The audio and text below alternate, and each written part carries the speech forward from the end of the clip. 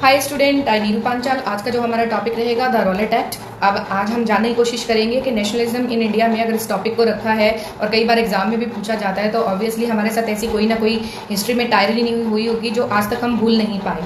ठीक है, और आप लोगों ने जलियनवाला बाग की ट्रेजेडी का नाम भी सुना होगा, तो आज भी स्कूलों में, कॉलेजेस में और कई बार हम इस इंसिडेंट को याद करते हैं तो हमारी आंखें भीग जाती हैं, नम हो जाती हैं। तो चलो इसको डिस्कस करते हैं। तो जो ये रॉलेट एक्ट है, इसको पास किया था इंपीरियल लेजिस्लेटिव काउंसिल ने 1919 में।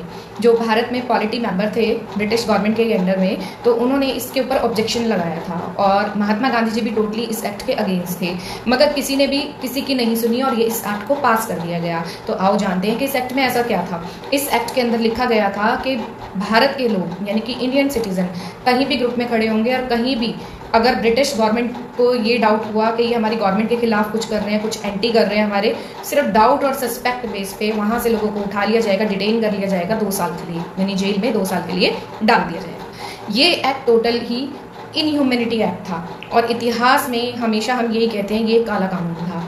महात्मा गांधी जी को अब यहाँ पर एक आइडिया आया, क्यों ना हम सत्याग्रह को रोटेट करें पूरे होल दिस नेशन के अंदर। लोग इकट्ठे होंगे, हम प्रेशर बनाएंगे ब्रिटिश गवर्नमेंट पे।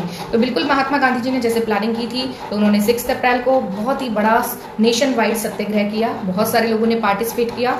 सारे दुकानदारों ने अपनी दुकान बंद करी, लोग अपना घर छोड़ के आ गए और कॉलेजेस छोड़ के आ गए, अपनी जॉब छोड़ के आ गए और महात्मा गांधी जी का साथ दिया।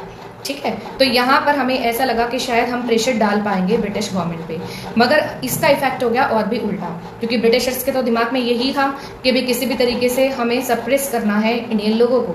और वो अपनी डील में कामयाब होने के लिए उन्होंने क्या करा, और भी ज़्यादा क्रूएलिटी कर दी, क्योंकि उन्हें समझ में ही नहीं आ रहा था कि हम जो प्रोटेस्ट कर रहे हैं हम उनके अगेंस्ट क्यों हैं, क्योंकि वो हमारे राइट्स को हैम्पर कर रहा है। कि अगर हम कहीं भी 4 लोग खड़े होते हैं, बात करते हैं, या अगर हम शांतिपूर्ण यानी पीसफुली भी कहीं बैठ के प्रोसेशन करते हैं, तो हम आपकी गवर्नमेंट को कोई इफेक्ट नहीं कर रहे हैं, तो आप हमें एकदम ही उठा के 2 साल के लिए डाल दोगे और उस पर कोई ट्रायल भी नहीं होगी। तो ये पूरा इनह्यूमैनिटी था। लोग झंडे लेके पूरा वहाँ पर रोड पे निकल गए, लोगों के इतने बड़े बड़े ग्रुप बनने लग गए। अब ब्रिटिश गवर्नमेंट को ये लगा कि अभी ये टाइम है कि इन लोगों के ऊपर चाहे हमें लाठीचार्ज करना पड़े, चाहे हमें इनके ऊपर अटैक फायरिंग करना पड़े, कुछ भी करना पड़े, मगर हमें इन्हें दबाना पड़ेगा। तो सबसे पहले ब्रिटिश गवर्नमेंट के पास ये था एक्शन कि जितने भी बड़े बड़े लीडर्स हैं सबको उठा लो, सबको अरेस्ट करके जेल में डाल दो, यानी उनको डिटेन कर दो।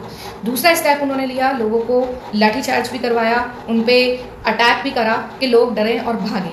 ठीक है, अब यहाँ पर हमें एक एग्जाम्पल मिलता है कि जब महात्मा गांधी जी दिल्ली आ रहे थे अपनी बात रखने के लिए, तो उनको वहाँ पर रोक दिया गया। दिल्ली में एंट्री महात्मा गांधी जी की अलाउ नहीं करी कि जिससे कि लोग ज़्यादा भड़क ना जाएं। तो ये आपको याद रखना है। ये हुआ 10 अप्रैल 1919 में। और सत्याग्रह कब से स्टार्ट करा महात्मा गांधी जी ने? 6 अप्रैल 1919 में। अब आगे इससे भी ज़्यादा टायरनी छुपी हुई थी हमारे देश के लिए। वो क्या कि यहाँ पर सडनली अमृतसर में क्या हुआ, यहाँ पर जलियनवाला बाग ट्रेजेडी एकदम अचानक हो गई। कैसे?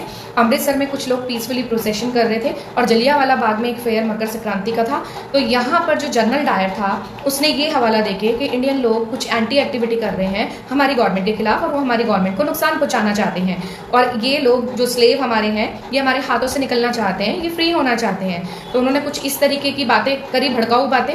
तो यहाँ पर उन्होंने कहा कि अब मुझे मार्शल लॉ यूज़ करना पड़ेगा।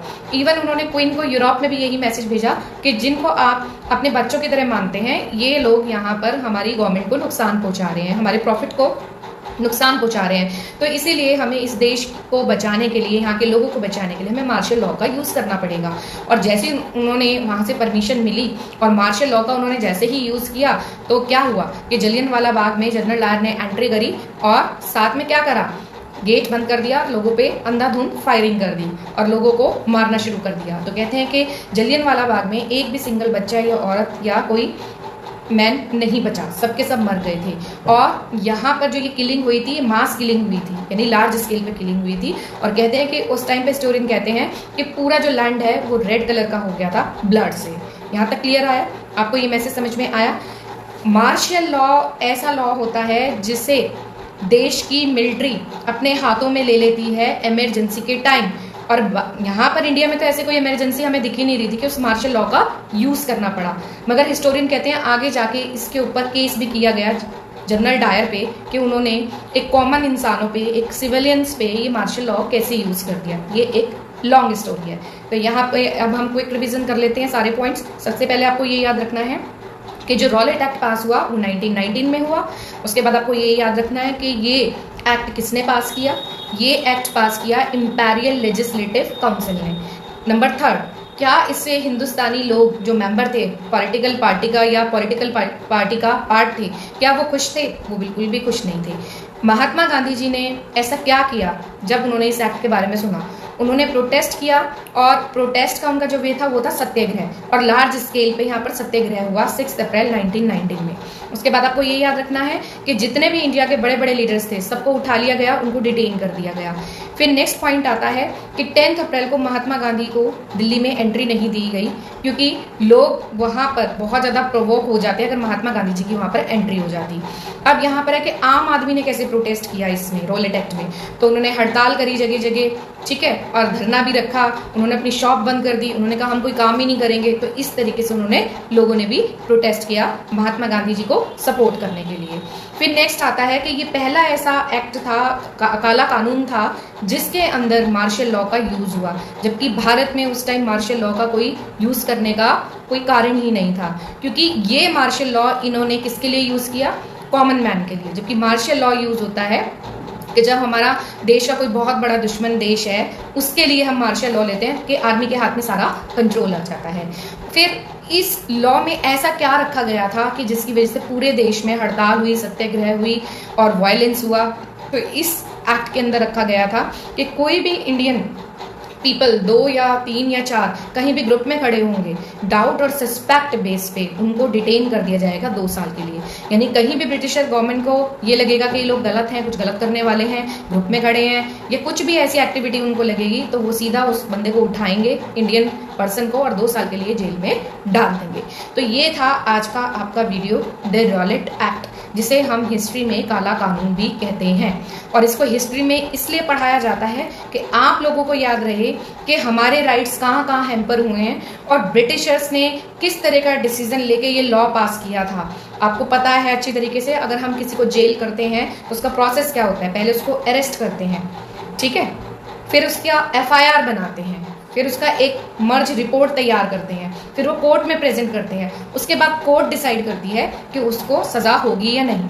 तो मैं फिर से रिपीट करती हूँ, अगर सपोज करोगे मुझे ऐसा लग रहा है एज अ पुलिस कि ये बंदा क्रिमिनल है, ठीक है, मैंने इसको यहाँ पर उठा लिया, डिटेन कर लिया, इसको पकड़ लिया है, तो सबसे पहले मैं उसका FIR बनाऊंगी, चार्जशीट तैयार करूंगी, और वो जो चार्जशीट है एज अ रिपोर्ट वो कोर्ट में जाएगी, उसके बाद आगे प्रोसीडिंग होगी। यही तरीका होता है किसी को डिक्लेयर करने का कि वो क्रिमिनल है या नहीं।